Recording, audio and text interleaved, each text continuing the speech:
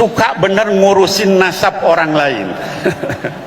Ini dia yang nyari nasab orang, dia yang memvonis, dia kemudian yang nyaci maki.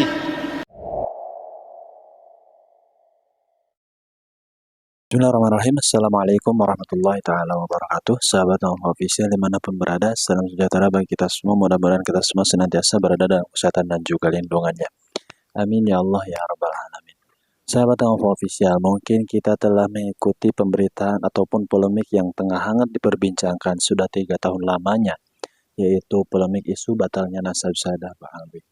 Karena sejak kemunculan isu polemik batalnya nasab Sadah Ba'alwi yang dimunculkan oleh Kiai Imaduddin, ini memunculkan kegaduhan dan kepanasan di tengah-tengah umat. Banyak sekali narasi-narasi provokasi yang dimunculkan oleh kelompok para perusak nasab ataupun kelompok para pembatal nasab Sadah Ba'alwi.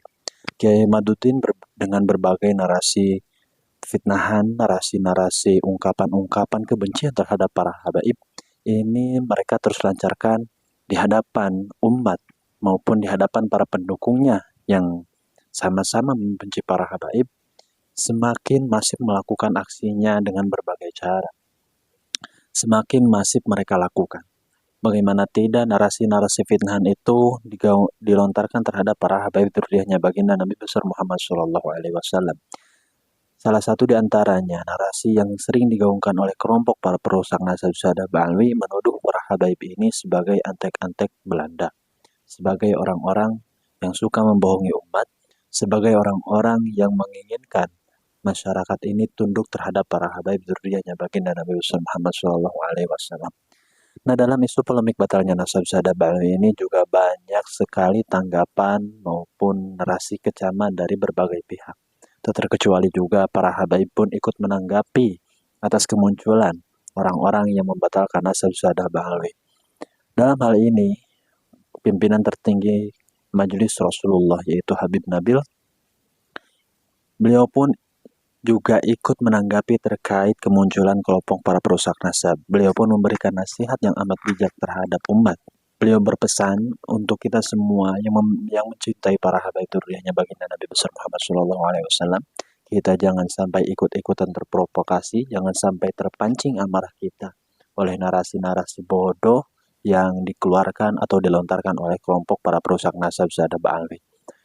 Habib Nabil pun mengungkapkan bahwasanya mereka ini bukan ahli nasab, mereka ini hanya bisa memvonis lalu mencaci maki, tidak mau berdiskusi dengan para habaib untuk membenarkan atas apa yang telah dilontarkan terhadap para habaib dzurriyyahnya baginda Nabi besar Muhammad SAW.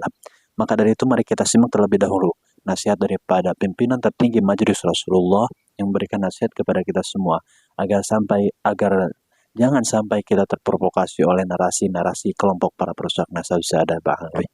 Kemudian yang kedua, anak-anakku sekalian, adalah kelompok orang-orang yang mohon maaf saya sebutkan suka bener ngurusin nasab orang lain. Ya. Itu yang kalau orang adil itu ya nyari nasab orang lalu kemudian dia komentari, insyaallah. Ini dia yang nyari nasab orang, dia yang memvonis, dia kemudian yang nyaci maki. La haula wala quwata illa billahil aliyil. Ya.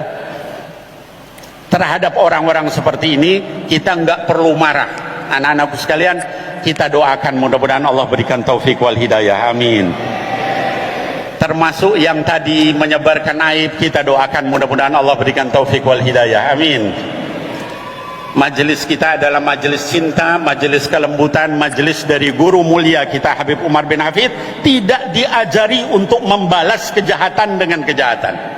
Kalau ada orang nggak baik, kita doakan mudah-mudahan diberikan taufik wal hidayah.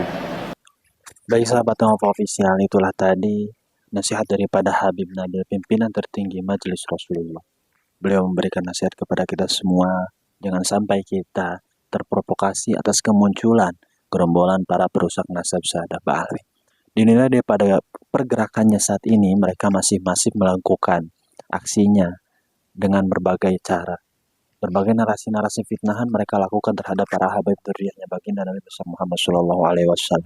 Mereka mencari-cari aib-aib dari para habaib, perilaku-perilaku kesalahan-kesalahan para habaib, sehingga hal-hal tersebutlah yang dimunculkan oleh kelompok para perusak nasab, dan mereka sebarluaskan di media sosial, di berbagai media sosial. Tujuannya tidak lain dan tidak bukan, ini untuk menjauhkan umat dari para habaib dzurriyyahnya baginda Nabi besar Muhammad sallallahu alaihi wasallam, agar umat membenci para habaib dzurriyyahnya baginda Nabi besar Muhammad sallallahu alaihi wasallam. Dan dilihat daripada pergerakan kelompok para perusak nasab ini, sejatinya tidak ada kebermanfaatannya sama sekali. Bagaimana tidak, kelompok para perusak nasab ini hanya mengajarkan dan mengajak kita untuk saling mencaci maki, memfitnah, dan saling menyerang satu sama lain. Padahal kita dengan para habaib ini merupakan orang-orang ataupun sesama muslim. Maka dari itu jauhilah kelompok para perusak nasab, agar kita senantiasa diberikan keselamatan oleh Allah Subhanahu wa taala. Amin ya Allah ya rabbal alamin. Pada konten kali ini cukup sekian. Wallahul muwaffiq ila aqwamit thoriq. Assalamualaikum warahmatullahi taala wabarakatuh.